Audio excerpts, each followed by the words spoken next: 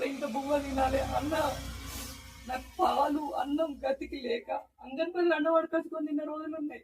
నేను కానీ ఆయనకేం పెట్టాలి? నేను ఇంట్లోకి వచ్చి కింద చూస్తుంటే కూడా నీ కొడుకు పాలు లేవు, 3 రోజులు అవుతాను, ఏం తినలేదు, మీ ఇద్దరు ఇట్లా ఎవరన్నా లేకపోతే పిల్లల బతికేంది అని కూడా అన్న. నాకు భూమి అమ్మితే నేను ఇన్నే ఉంటా, తినుకుంటా, అప్పు కట్టుకొని ఆయనను చూసుకుంటా.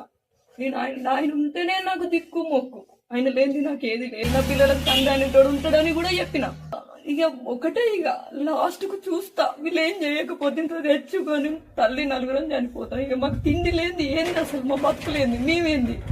మా